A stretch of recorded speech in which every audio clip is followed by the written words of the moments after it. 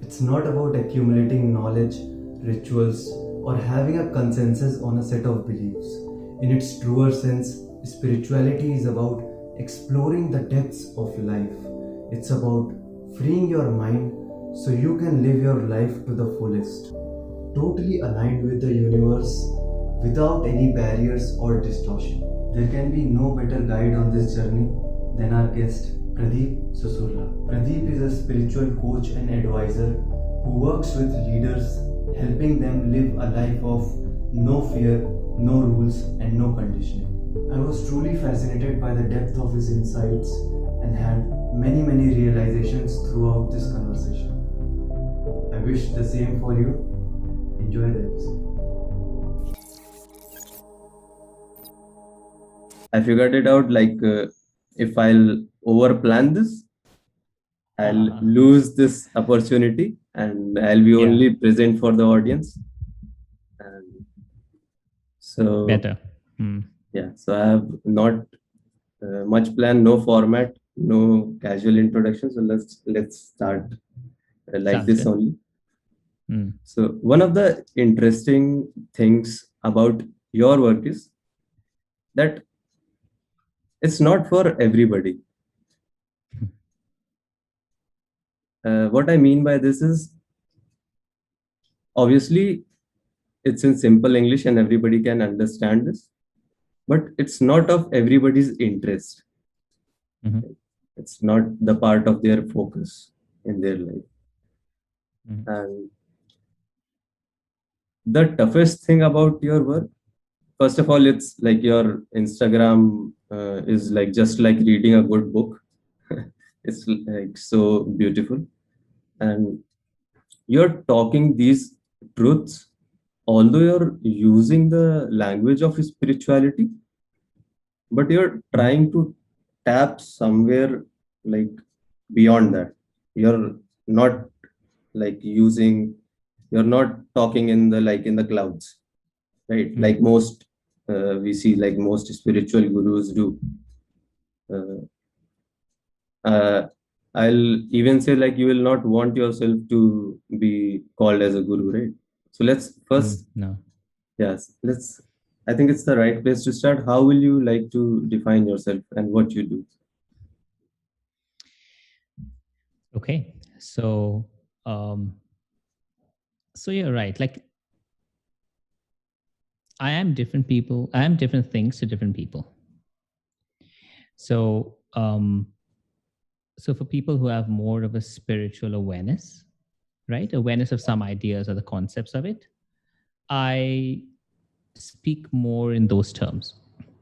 Or I bring, or whatever I talk about, I explain it within the, using the language that they would understand. For those who have no awareness of it, I don't talk about spirituality. However, everything I do comes from the same place. It comes from the same basis. So what I essentially do is I just help people at a very simplistic level. I help people break away from the different ideas, the different beliefs, and the different thoughts they have that actually create a barrier between them and life.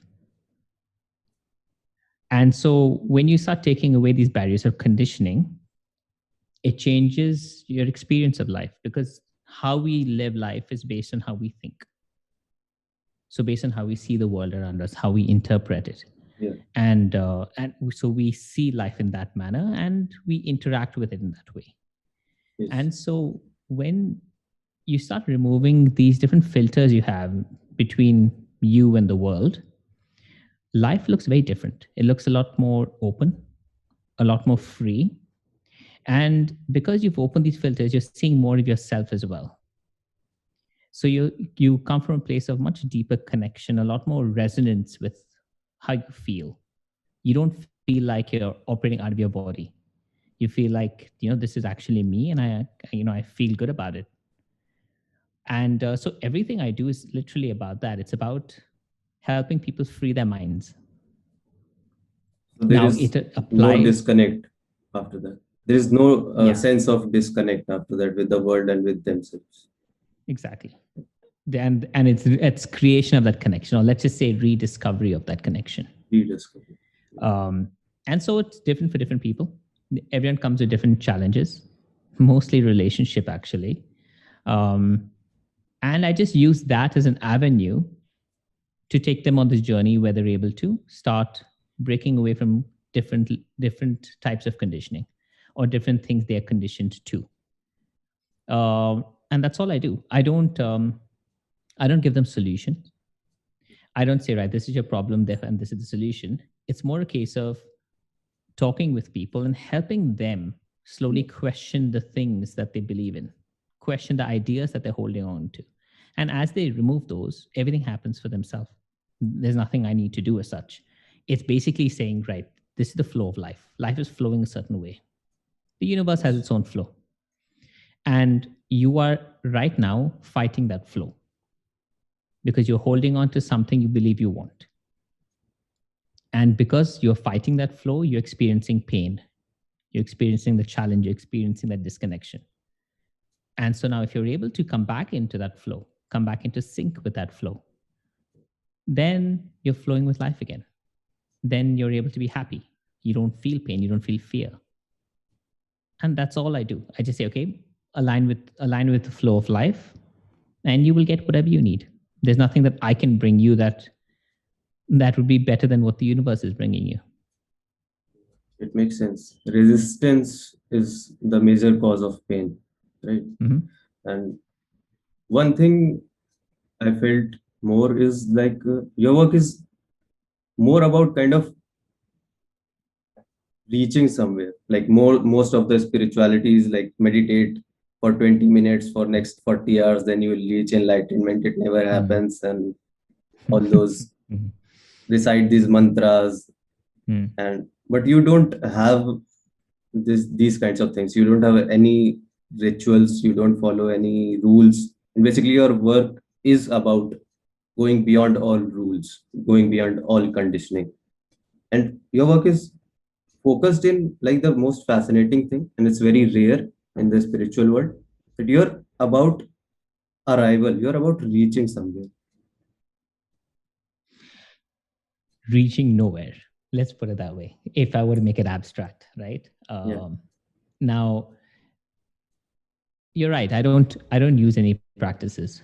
I don't teach any practices. The main reason for this is there are a lot of different practices out there, a lot of rituals. There's everything one needs is there to be explored, right? If somebody wants meditation, there are hundreds of different types of meditations that they can explore. The same with chanting, the same with anything. There's so many healing practices as well. And all of them have value. All of them take you to a point. But after that point, the journey needs to continue. So let's look at it this way. You're walking down a path, right? You're going from where you are to your final destination, and the final destination being where you are completely awakened. Your soul is completely awakened to existence. It's completely in alignment with the universe. And we go through many different lives along this path. And the beauty of the entire experience is that we can do whatever we want. We can choose to take whatever path we want. We can choose to go down whatever desire we feel. So as we keep walking down this path, we explore different things, and each thing takes us a step closer to ourselves. Each thing shows us a perspective or an aspect that we are missing in our minds. And so we unlock that little piece, and then we move on to the next and the next. So when we go down this, and so as long as we are in a place where we're constantly following our heart, we're constantly following what we feel, you will naturally gravitate towards something, because within that something, there is some value to be had. And so every single practice out there has some value, but also is limited. And the limitation is just that it's done its job after a point, and you need to move on to unlock other pieces of yourself. So I don't deal with that side of things. When people want to explore a certain aspect or whether they want to meditate, it's there. They can go to, there are many different avenues for it. What I do is I either help people who are slightly earlier in the journey or who are much further down the journey. Because what I do is I help people understand or get to a place where they understand the basics of life, meaning they understand the spiritual context of life. Because what is spirituality? Spirituality is just basically the understanding of how life works, who we are, and how we fit into the grand scheme of things. Yes. After that, the spiritual path is just life. There is no one path that is spiritual. Everything is. Because as long as we go through anything, we will learn something for ourselves, and that's it. And so when people have this basic understanding of it, an understanding that has no fear, then they're able to apply that to their life, and they're able to approach life from a different place. They're able to give context to the challenges they're facing.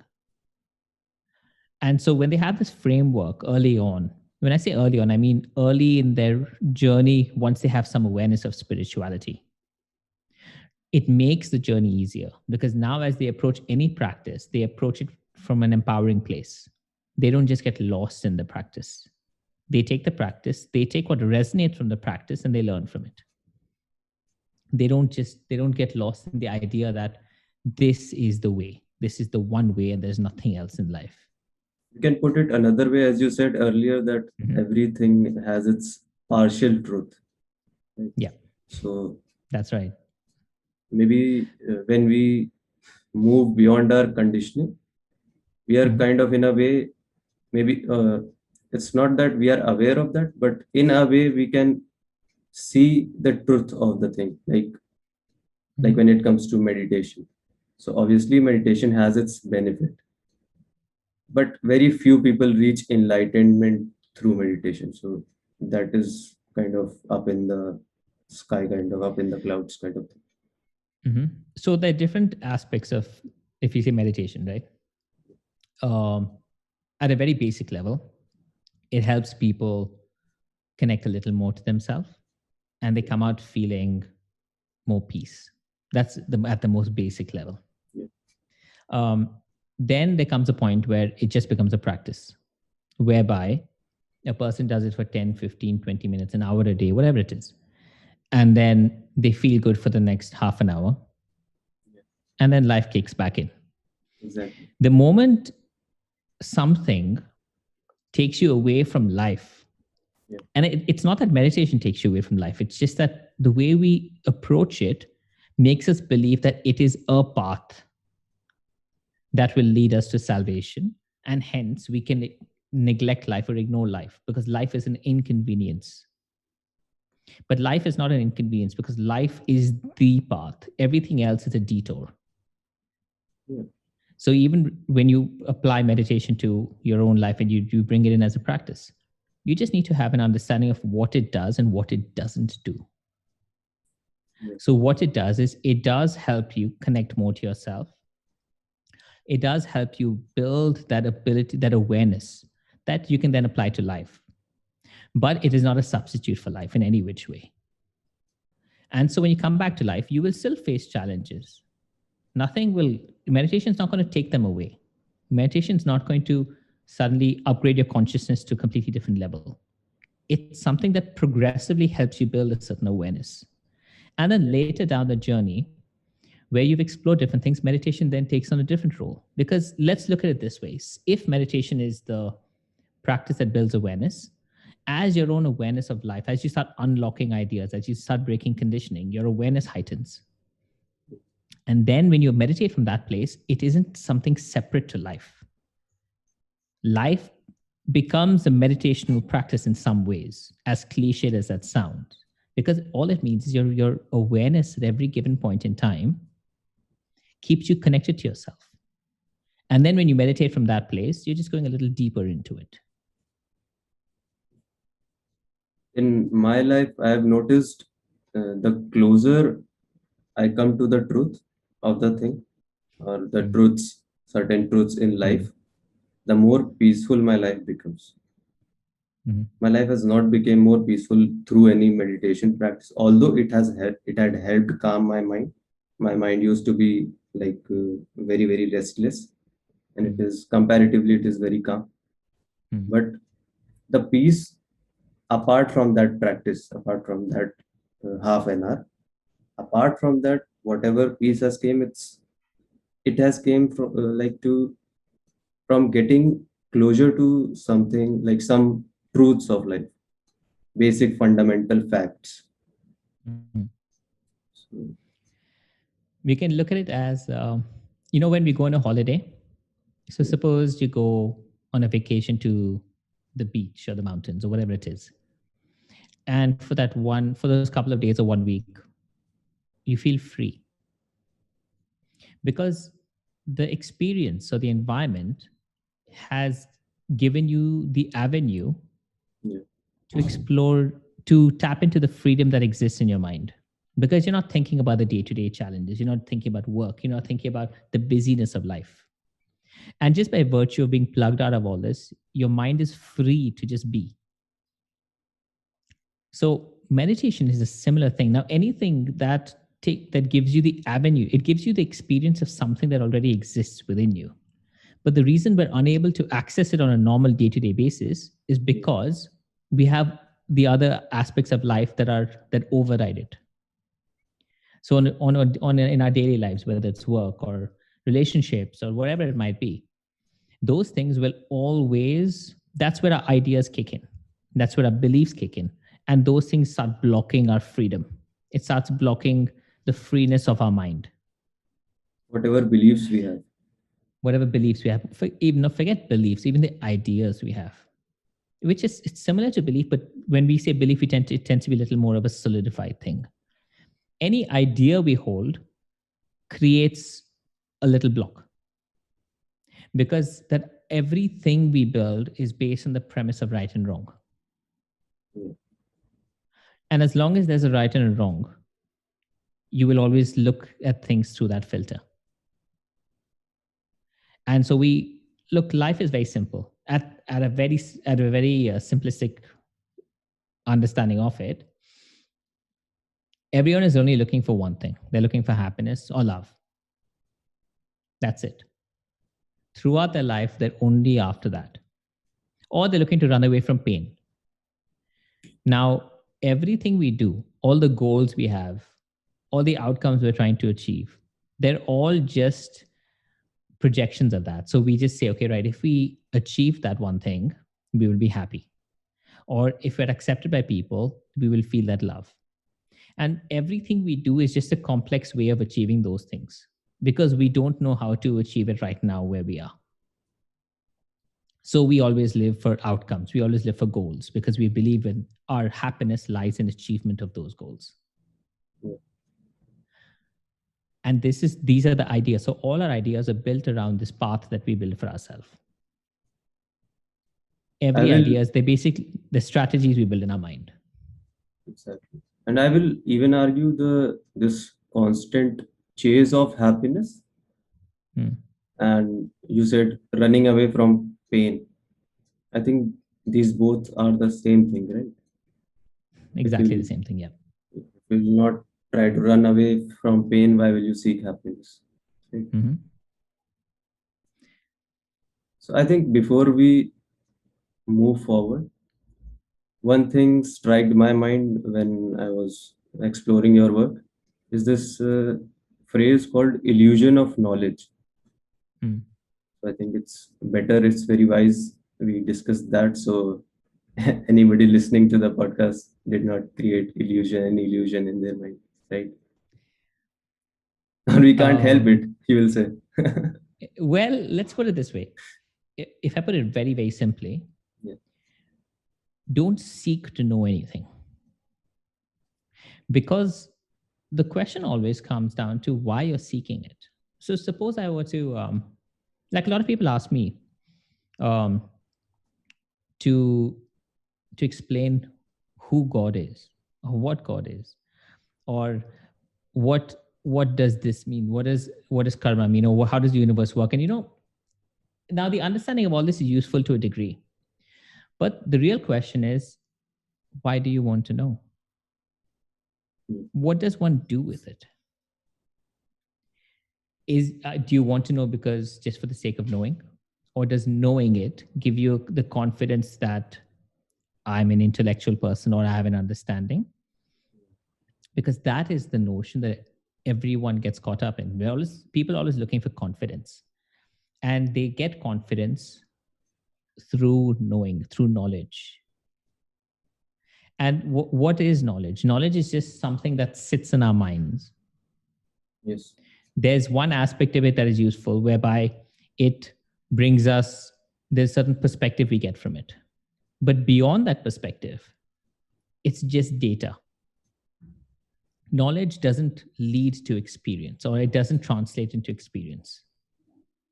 And so whenever we learn something, we read something, or we know it, we hold on to those ideas, and we hold on to the knowledge or the fact that we know it. So for instance, suppose I talk about the idea of surrendering. And I say, look, once you surrender, you will flow with life. There will be no challenges. You will just be in a state of being. You will be in a state of constant peace and connection. Now that's easy to understand, right? Intellectually very easy. But when you know that, it actually creates a barrier to the experience, because knowing it is very different from actually experiencing it. And this is where there's a fine line when people go on this quest of knowledge and they consume a lot of it. They will find that they can quote different texts, right? Like if you see people who study for instance, the Bhagavad Gita, there might be people who will be able to recite it to you, but reciting it is very different from living it. So the knowledge itself is fine as long as you know why you're consuming it. Are you consuming it just so that you're able to get some perspective from it? Or are you consuming it because it adds on to your identity and gives you a sense of confidence that you know it? And that knowledge, and this is with anything, suppose you knew nothing, there was no knowledge, spirituality as a field did not exist. Your actual experience of life would be a lot healthier, because you would not hold on to these ideas and then start building confidence around being a spiritual person. Because that identity in itself will be your barrier to life. Because now everything you do, you will judge yourself against these ideals. Exactly. And this I've noticed in myself since few years. I've started reading a lot. And although the knowledge which I gained from those books, it helped me. But I watch myself and I'm kind of in the middle of it. I'm kind of aware. Like I'm just quoting things from somewhere, and maybe I don't have a full understanding of what I'm saying. But because I read somewhere and it sounds so good, so whenever I get the opportunity, so it's kind of an unconscious, instinctive action, which my mind just takes, and I just spit it out something. And later I'll be like, okay, I don't understand it. I have to go back and maybe think about it a little more. So, what you're saying is something everyone does, and it's actually a very difficult thing to not do. So it took me a long time to get to a place where it isn't knowledge that I give people. Like I don't give people higher ideals. Everything I talk about are things that I feel within me, that are me. Because see, look, all of us have a lot of value. All of us have a very different perspective to life, because we've all taken different paths in life. Yes. Now, if we were to just give the world who we are, like who we truly are, not the ideas we build, not the knowledge, none of it, But how we see the world, if we just were able to be that, people would benefit from that, because that's a perspective they do not have. Right? But instead, if all of us who are very unique are spouting the same knowledge, the knowledge becomes useless. Because the true depth of experience is something that we are internally. And if we do not access that and give that to people, people will never get that side of it. And so this took me a long time to get to, because I was able to think a lot. I was able to think through solutions. If you give me a problem, I can fabricate a solution very simply. And it worked, especially in business settings, they work very well, because those are very tangible outcomes you're looking for. Right. So business strategy, things like that, they were easy to construct. But then what I found was, with life, it was a little different. And there were certain things about me that I was trying to create solid solutions for and give to people. So for instance, for the most part of my life, I have not felt fear. Yeah. I'm saying most because I'm sure I have at certain points, but by and large, I don't experience fear. I don't experience stress. I just don't. And so for a long time, I kept thinking, I kept trying to look back and say, okay, why don't I experience it? There must be some answer within this that I can give to people. Yeah.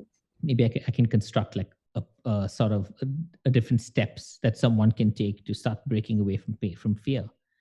And I tried. There were different things I came up with, which helped a little bit here and there, help people. But I could never bring about that real solution. And whether it was this or other aspects or the perspectives I had, I realized that the actual answer was that I came to this over many lives. Our consciousness, each person's consciousness develops over time, right? Everyone's gone through hundreds of lives, which is like thousands of years. And over those thousands of years, you've developed into who you are. All those thousands of years have brought you to this very second. So you are a culmination of all of that. And so there are certain things that you have naturally learned. For me, I have this natural trust for the universe. I just have it. It's not like I try to surrender. For me, it's just a way of life. So as life flows, my natural instinct is just flow with it. Now, just by being able to, am I able to tell people how to do it? No, I can't, because it's like taking a jigsaw puzzle that has 1,000 pieces, and you're constantly picking piece by piece. Now, once you build the whole thing, you can't look at the full picture and just describe that picture to people and hope that they understand it. They will understand it, they will see it, but they need to pick up the pieces too. To put it another way, I think is a fish can't teach you how to swim, right? Yeah, that's actually really well put. Exactly.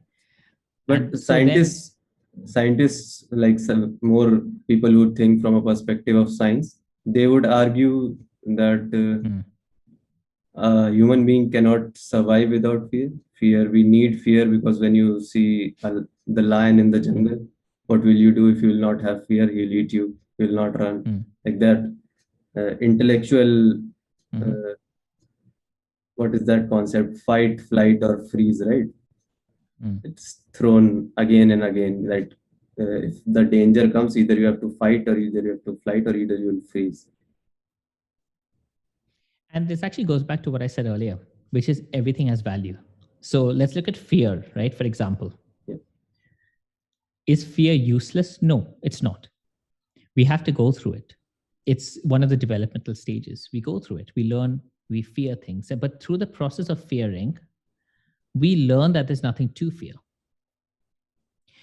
When there is, when you come to, nothing to fear. As in, okay.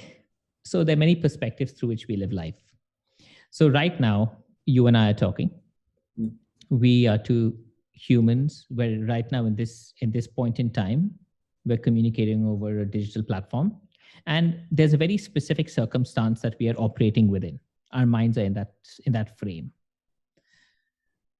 Now, outside of this, we are not, we are more than this, right? We have more to our lives. We have a different aspects to our lives. So we've stepped out, or we've almost zoomed out 1 degree now. Now zoom out even further. Now, when you zoom out further, okay, now we are one of many people. It's literally like look at it as if you're zooming up and you're going further and further away from where you are, and you're seeing more around you. You're getting more perspectives to put everything in its place. Now keep zooming out. You come to this point where you're looking at a country. You're looking at a city which was extremely busy when you're in it, but you step out of it and you look down and it looks peaceful. Then you step out even further to countries, to continents, to the planet, to whatever it is. And you start realizing, you start understanding where you fit in the grand scheme of everything. Now, when you come to a place of understanding, okay, or getting a feel for the universe and how it works within our lives, then the idea of fear disappears. But to get there, you have to fear things, because as you go through the experience of fear, you will learn something about it. The process of fear teaches you eventually that there is nothing to fear. Because at the end of the day, when you get to the highest perspective, and I don't like to talk too much about this because it makes people reach out for it. I'll explain this, right? So suppose I were to tell you that you're a soul, you can never die. This is just one life. You are the universe. Like everyone knows these facts, right? Or these truths, so to speak. Now, if I were to tell you all that, objectively, is there anything to fear? No. Objectively, there isn't. Yeah. However, this is why I say I don't tell people, I don't dwell on this too much, because those are truths that we will get to when we get to. But until we get to them, they're not real. What we're experiencing right now is real. Yes. Right now, suppose someone says everything's an illusion, life's an illusion. Yeah. Okay, from a higher place, it is. But it feels very real right now. It is real to me. No matter what I believe, that is reality for me. Now, when you try and hold on to the higher ideals, you will never be able to deal with your reality. It is your reality that takes you to those ideals, takes you to that place. Your reality is your path to realizing that your reality is an illusion. Yeah, and as you talked earlier, even your ideals will become the barrier. Yes, right? Exactly. Everything that you hold on, that's why the knowledge you pick onto, because the knowledge are these higher ideals.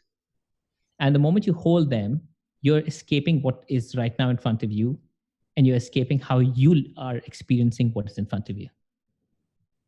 And when you don't have that depth of experience, you don't go through it, you will not actually learn what you need to learn to see the illusory aspect of it. Right? So right now, what I'm saying, it sounds pretty complicated. But the simplest message from it is just live life. Because as you live life, whatever you're experiencing is real to you. So treat it as real, but have the awareness that there is more. Because what that does is it allows you to go through what you're going through, but you don't get too sucked into it. Because at the back of your mind, there is this awareness that, okay, this is just a phase, and there are higher truths. So I don't want to hold on to this too tightly. So let me go through it, but let me not get too sold on the idea that this is absolute reality, because this will also change. When you have that openness, then you start living life by diving into all the experiences that are there, because you're meant to. But as you dive into it, you don't get sucked in. You dive into it, you experience it, but you always have one hand on the universe. Because it's almost like saying, okay, you're going scuba diving, you go down to depths of the ocean. Now, when you're ready, and let's just say there's a rope that kind of holds you up to the boat, and when you're ready to be pulled up, you just tug it, and you pull back up. That's pretty much life. But when you don't have that rope and don't have that awareness, you just get lost in the sea. You get lost in the experience itself. Makes sense. And the way you talked about fear, it makes me of something which I resonate with. Like since childhood, I have this obsession for truth, right? Mm. Before this, all this spirituality and everything became trendy in India. Like I didn't knew all these words, ego and presence and all that. Mm. But my desire, like the overwhelming desire of my life, is just to sort out truths in things, right? And I can play all these philosophy games with people and Mm. Mm. get into all those intellectual jargon. Right? But when I'm alone and when I'm with myself, the only thing matters if I have I reached the truth of the thing or have I not. And the instrument I used, the tool I used till now is brutal honesty. I have to be brutally honest with myself. Either I know, either I don't know. There is nothing else. Right? If I'm feeling pain, if I'm suffering, if I'm being jealous, I have to accept that I'm being jealous. Right? I can run away and I can intellectualize that or use some quote instead of that. Okay, this is because of that and blah blah blah. So I think your work is also because I see in your work it is also quite obsessed with truth. So how you sort out truths in things and how you see, like, how you get to the facts.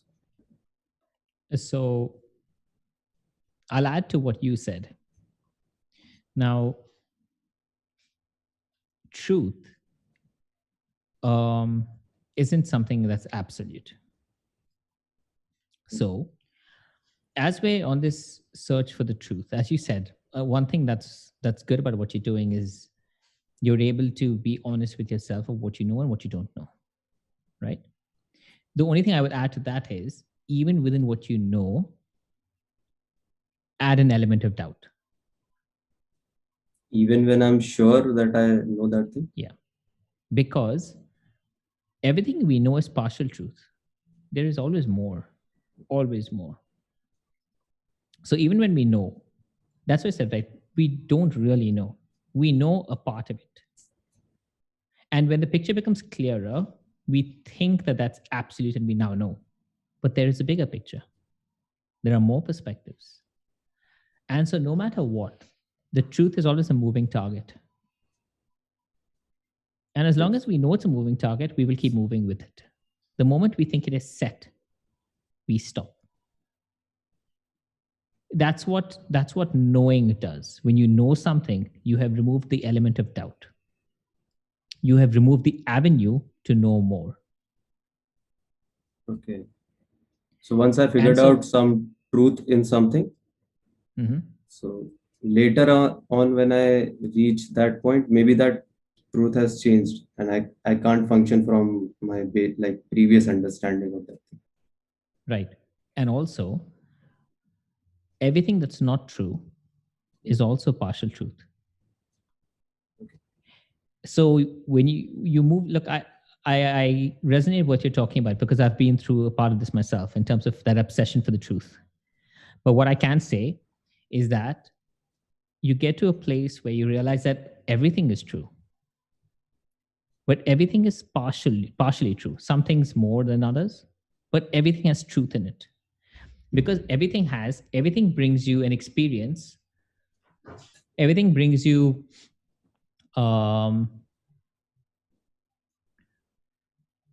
let me put it this way. Even things we don't believe is true from another's perspective. Because for where they see it, for how they see it, their belief they have, that is true.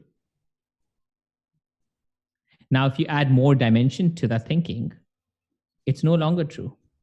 So everything is true until it isn't. At the same time, everything that's not true is still true. I know this sounds really roundabout and really abstract, but the idea is the moment we come to that understanding that there is no absolute truth, you will find that you move from the mind into the heart. Because the mind always knows, is always on this quest of knowing. Yes. But the heart is a place where that's your connection to the divine, where you relinquish it and you say, actually, I don't know. So over time, what I found in my journey is the more I knew, I came to a place of realizing I did not know anything. And not because what I knew was a fragment of the truth and all that, but I just realized that everything I know has many more dimensions to it. And to experience those dimensions, the unmanifest side of it, Yeah. I open myself to the idea that this itself is not the truth. And then what comes, again, there's nothing that comes that is the truth. Because again, when you hold on to it, you lose it again. Yes. Anytime you hold on to something, you've already moved further away from it. Then that applies to the truth, it applies to knowledge, it applies to anything. Because the moment you put a finger and you try pressing it down, it'll slip away. And so there's that fine balance. That's why, and that's what meditation does. Meditation is the exact same thing. When you're meditating and you start experiencing something, the moment you focus on the experience, you've lost yourself. You've lost yourself to that experience in meditation. The art of being able to observe it and not hold on to it, to just experience it, go through experience and keep moving through meditation itself is what takes you through higher levels of it. And that's the same with life. Everything is the same thing in different way, in different forms. So in life, as you start knowing something, when you say that, right, I don't actually know it, or there's more to it, there's a lot more to it, you've opened yourself to higher awareness. And you move away from truth. Because truth will always tell you that there's truth and there's a lie, or there's illusion. But there is no such thing. What we think is a lie is still a truth from a different perspective. And then what we think is a truth will be a lie when we see another perspective. But as you put out, like if we zoom out, then there must be some element of truth in certain things. Like there is. Somebody might be thinking like we are just talking on from a spiritual perspective, but let's take business, right? Okay. Developing some business strategy or something like that, and there might be some truth of that market, that business, right, which most people can't see. But as you are like you have trained your mind in a certain way, so you can see that truth and you can develop a kind of strategy which is more aligned to that. So what I can see is more perspectives. Yeah. Right? You can see truths from different angles. From different angles. But what each person, and so I'll just give you a glimpse of how I do business strategy, because that explains what you're talking about. For me, the main value is actually each person's subjective truths. Because what each person brings as their perspective is incredibly important to the bigger picture. And so when I see these different truths, and they're all different, I'm able to find a way to integrate them, to bring them all together and add in perspectives that are missing from those. And so what that does is it accounts for everyone's perspective. So now I've got a slightly larger framework that'll work. Now, is that all encompassing? No, because I'm still operating within the frame of what people need to achieve. But if you open that box as well, the truth keeps expanding. It's a never ending game. As long as we know that, the hunt for truth is perfectly fine. Just add the element of doubt in everything, because that'll keep you open to expanding your existing truths. Let's move beyond truth. What's the purpose of truth in my personal life? is get to freedom. Right? It's not something abstract like I'm gonna invest my whole life just reaching towards truth and truth and truth, and I'm gonna die still being in conflict with myself. Right? So at the end, it's to reach not freedom of mind. Like I don't aspire to free my mind, like to look from all those aspects, although I'm good at it, but that's not the aspiration. The main point is the freedom from mind. Right. So what is freedom to you, first of all? So freedom of the mind is freedom from the mind. Because we separate mind from consciousness. We say that the mind is this and then this consciousness beyond it. When we do that, we always say the mind is a problem. And so everyone talks about going beyond the mind, everyone talks about quietening the mind, all of that. But you are the mind as much as you are your consciousness. Okay. The thing that's stopping your mind from being consciousness, are all the filters, are all the ideas. You remove all that and your mind is consciousness. So freedom of the mind is breaking away from things that stop you from experiencing consciousness. Yeah. And I've confused my content with consciousness, if I'm putting it. Yeah. Your content with, and so that, and the confusion mostly comes around what the mind is. But everything you are is what you are. And everything you are, again, is a piece of the bigger puzzle, right? So on the quest of freedom of the mind, if you release all the ideas you have right now, your mind will be free. And because you're free of your mind, all you will experience is consciousness. You will go beyond the mind, so to speak, or how we see the mind.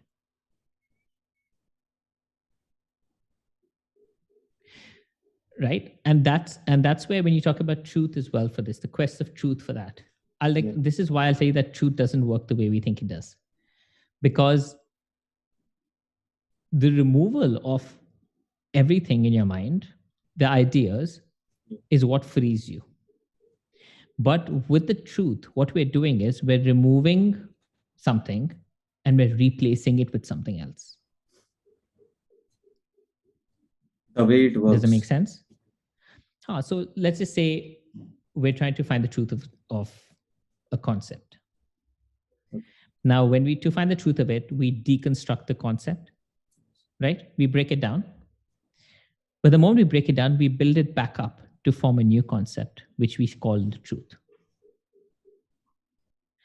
But what you've done is you've removed one set of conditioning and you've replaced it with another. Yeah. The process of removing conditioning or freedom is removal of everything and not replacing it. So every time I move towards the same thing, I see it with fresh eyes, not from what data I collected previously. Mm-hmm. You see it with but it will fresh eyes. Don't you think it will take a lot of time and effort, which is basically impossible to construct everything from scratch every time? No, but you don't construct it. I'm saying, so what we do is we do construct it.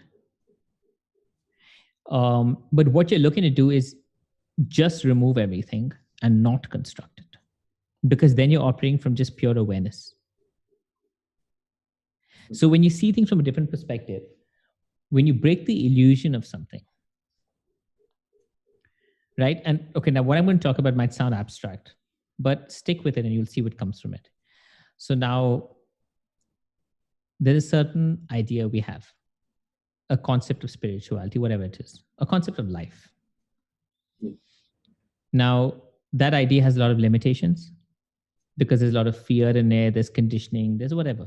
And so we look at it and we start picking it all out. We start picking away the conditioning. We start picking away the fear to see the truth. Yeah.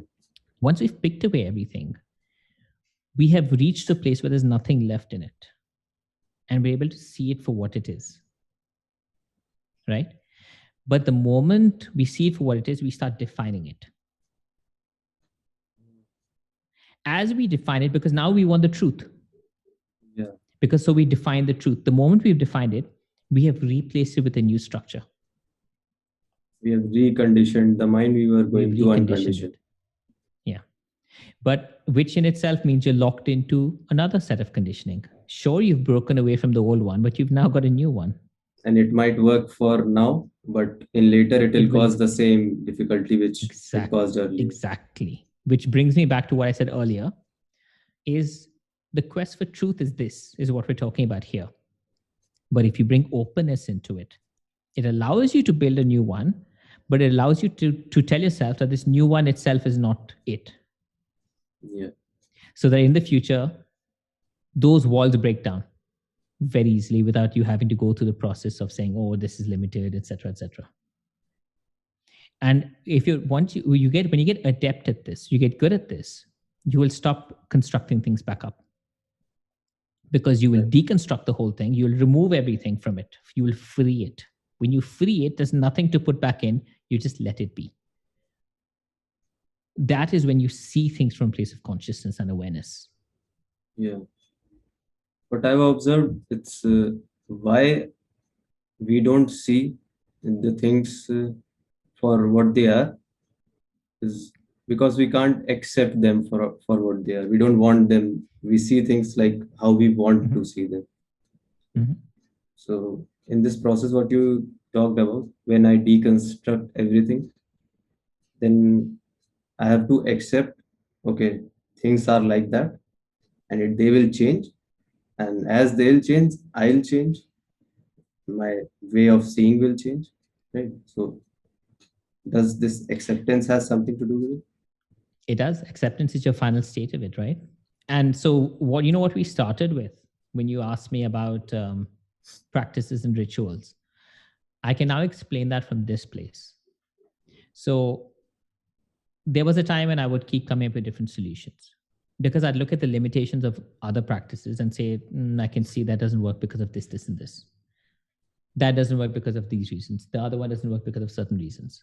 And then so I'll be able to build something that covers all of it. Now, when I did that, I was doing exactly what we're talking about, which is I was removing all the limitations, but I was building up a new one, which itself will have limitations, right? From there, I came to a place in an understanding and an acceptance of the fact that I understood each practice. I understood what it could bring people. I could see the limitations of it. But I could also see that all of them are integral pieces of existence, of life. And so when people get what they want from one practice, they will jump to another.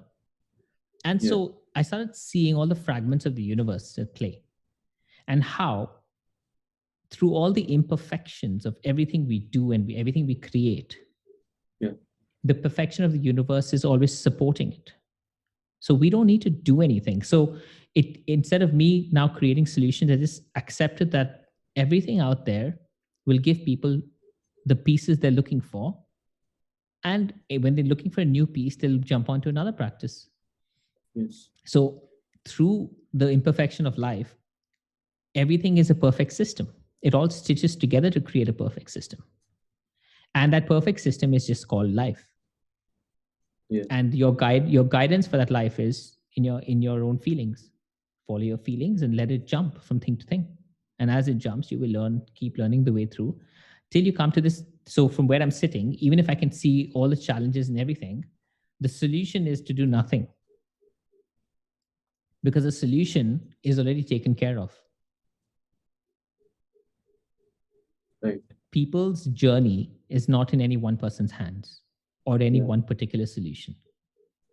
Yeah, because when I come with a solution, I also come with the assumption that you need my solution. And that the solution is actually everything. Yeah, and it will work for you. This is my assumption. Mm-hmm. But it'll work partially. And whoever needs it will come to it, which is why there's value in everyone's solutions. There's no one solution that's useless. They're all good. All good for different reasons. At certain stage in their life, they might need something and they might need something. Right. And so that's why what I do at the latter end, which I spoke about earlier, that I help people either earlier on in the journey and later on in the journey. The later on aspect is I help people who have gone through various things, and I help them now strip out conditioning from it, strip out fear from it, so that they're able to liberate themselves from the idea of practices. They're able to liberate the ideas they have, so that now they can approach everything else from a different place. They can approach it from a place of no conditioning. Because essentially, at the end of the day, if you come to that complete understanding that there's no right or wrong, no good or bad, you've collapsed most ideas. Everything hinges on that, even truth, right? Truth hinges on the idea that there's a lie. Yes. But if you collapse that in itself, everything just is. And now if I were to tell people that everything just is, it's the simplest thing to think and understand, right? Yes. But to understand the complexity behind that statement, to understand it has came too easy. I would say you have said it too easy. Like people will think like exactly. Yeah. But to get to the experience and the knowing that everything is takes the complexity of experience of life. Because as you experience all this, you go from all these practices, you experience the whole thing, you say, actually, there's nothing, everything works, but nothing works. Actually, there's no truth, there's no lie. The moment you start culminating every single thing, it all distills into the simplest truth that everything just is. So the statement tries to summarize a very complex back end, a very complex thought structure that has led to that realization. And that realization is the point of surrendering. So now if you tell somebody, oh, it's okay, just surrender or let go. Yes. Nobody can do that. You can't do it at will. It takes experience. Exactly. So you don't surrender by somebody telling you to surrender. You don't accept things because some guru is telling you to accept it. And I've seen this one word on internet a lot: be kind. So I think being kind, this prescription which is like given a lot in society, I think it's a consequence of humility, right? You can't be kind. If you are being kind, you're equally like you're equal fool when you're being rude. Right. And I'll add more to that as well. All of us have come to a certain stage in our life.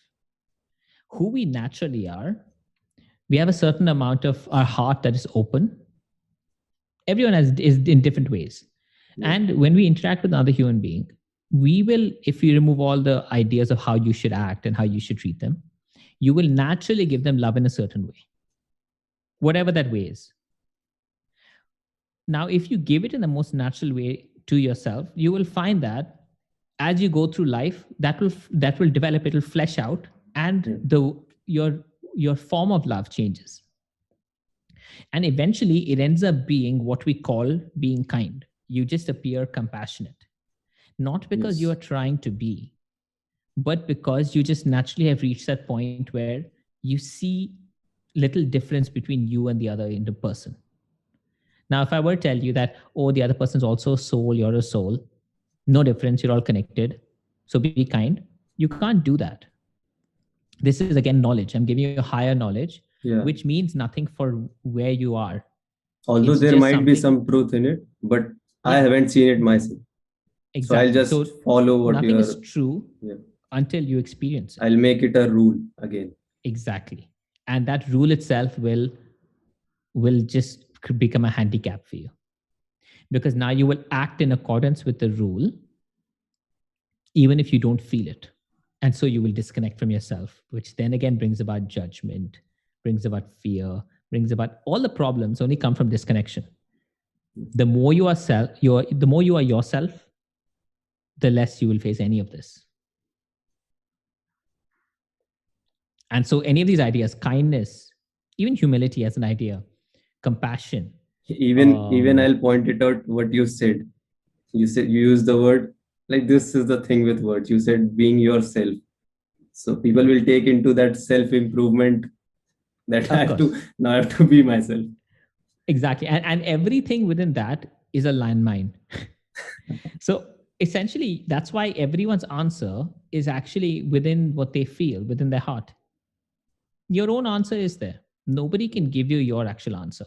All anybody can do is they can help you align with yourself or the universe.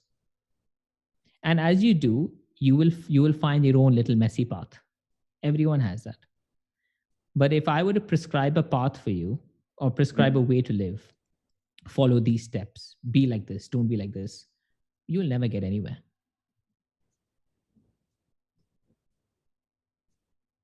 You will be a good citizen of society, but you will not be inside you will be pretty unhappy. Exactly. I think we have covered it pretty well.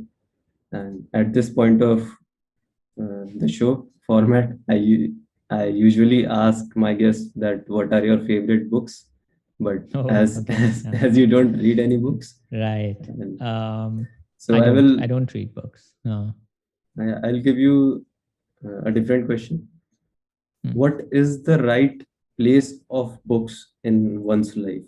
And I'm using book as you used book for a metaphor of knowledge. What's the right place of information we get from the world? So I say books are extremely valuable. Knowledge is extremely valuable if you know how to consume it.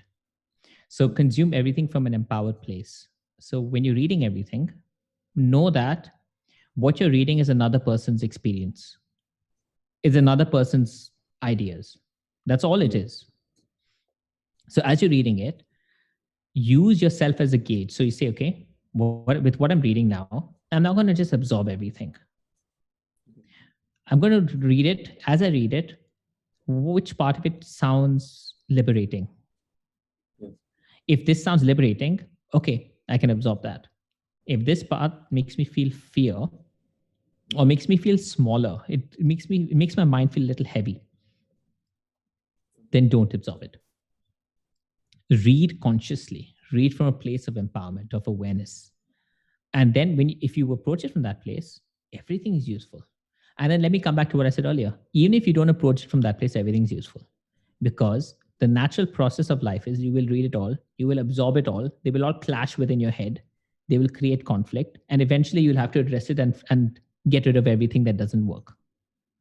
Whatever happens, you cannot escape the fact that you will be fine. It might take a little longer, but that's okay. So you can live life more consciously and with awareness and more openness. For me, if there were three things I would tell anybody for what they need to do for life, it's that. It's be open, live with a bit of awareness, and that's it. I mean, that brings a conscious approach. With those two things, you don't need anything else, because then just dive into life and live life. And even if you do not have these two things will come as a learning in itself.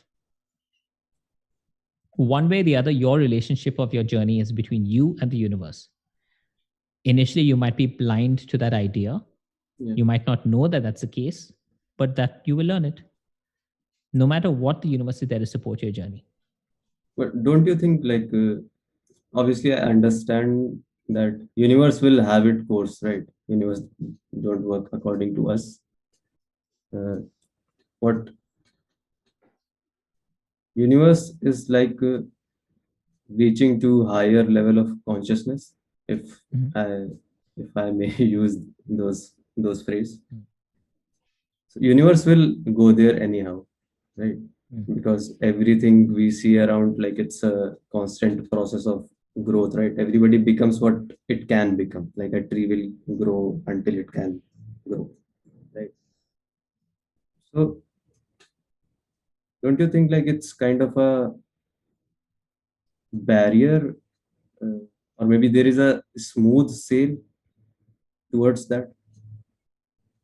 Because universe will, when universe will try to do that, it will create a lot of trouble, a lot of suffering, right, in the process. So it creates that suffering. So it doesn't create the suffering, it triggers the suffering because we are resisting it. The reason we are resisting it is because we are not open. Because we believe that what we believe is true. That's why openness is critical. You have openness and you stop resisting life. As long as you resist life, you will feel pain. Right. The river's flowing in one direction, you try swimming in the opposite direction, what's going to happen? Yeah. Eventually, when you let go and you flow with it, you'll be free. I like to put it another way. Life is less like a race and more like surfing. You know, when you, when Yeah, you're that's true. That's a nice one. Yeah. so, what will be your message to the world? Like a message to whoever is listening to us. Enjoy life. Your entire experience is in life. Spirituality is life. Everything is life. So while you might go on different journeys, you might at certain times go on different phases of intense practice in something or the other, you will always have to return to life. As long as you know that all your answers are actually within life itself, your seeking will change. You won't seek from other people. You won't seek from gurus. You won't seek from anything, books as well. You will read them. You will listen to gurus. You will hear everything, but you will know very consciously that your actual answers are within your life. Everything you get from everywhere around you is very valuable perspectives. So take the perspective for what it is, but don't run away from your life. Live it to the fullest and actually just do best to do justice to it. As long as you do that, you're fine. There's no race. We talk about destination. The destination is not a point in time, or rather, destination is not it's not like it's going to come at the end of your life or next life or whatever it is. The destination is within the experience you're living. When you're able to see the experience with a free mind, you have reached the destination. So the destination is there right now. But do whatever you can to free your mind and you will experience more of the destination. We all are experiencing parts of it anyway. The freer your mind, the freer your life. I think it's a great place to end this. Thank you so much for sharing your time, and let's do this again sometime. Yeah, it was good. It I enjoyed was this conversation. very insightful. Yeah, we could we can talk about different topics and deconstruct them, right? We can talk about what we spoke about earlier today and help people actually break past conditioning, break past their ideas of life. But it was nice. I enjoyed talking to you. Same here. Because all over the internet, everybody's telling people what to do, what not to do, and it's another kind of conditioning. Like everybody's conditioning each other, and it's a very trouble which I have faced personally in my life. That when you start to move away from that conditioning, society will grab you and like punch you and like like it'll keep punching you until it will recondition you. Very true. And that's why it's very hard to break out of it. Exactly. That's why the process of breaking out of it has to be very gentle. Meaning, the freedom happens inside the mind. Everyone thinks that freedom happens outside, meaning they think that, okay, now I must stand my ground. Now I must say this. Now I must do this. No. The freedom happens when you're able to, within your mind, address it. And outside, you manage the situation the way you manage it anyway. So do whatever brings you peace outside. It's okay. But within your mind, explore freedom. Because you'll find that as your mind gets free, the very same things that might have brought conflict in the past, they won't bring conflict now. Because you are at peace with it. Problem will be solved. And that will be as a kind of a proof. Right? Yeah. And which is why that's why people struggle with conditioning, because they feel like if they take a step, the whole world will come down on them. They don't need to take a step. Only in their mind, they need to come to an understanding. When they come to an understanding, the step will be taken automatically. What things I have used is two things. It's just simple. It's at the time I am aware of my conditioning. And if I'm kind of in the process of introspecting, then I use brutal honesty. Just these two simple things, and it has worked pretty well till now. Am I missing Brutal something? honesty will keep you open. Am I missing something? No, the only ingredient I think that it's not missing, but you can add to it is that the thing we talked about earlier, openness. Openness. Because that'll change. It'll open up truth for you. You will see different dimensions to it. But beyond that, what you're doing is exactly what I talked about, right? Which is to be open. That brutal honesty is essential, because without that, you'll always hide behind your own ego in some ways. You'll always hide behind your own ideas, your own identity. Yeah. Whatever thoughts you want to justify, we can find 100 ways to justify anything. Exactly. Yeah. So brutal honesty does expose it, which is nice.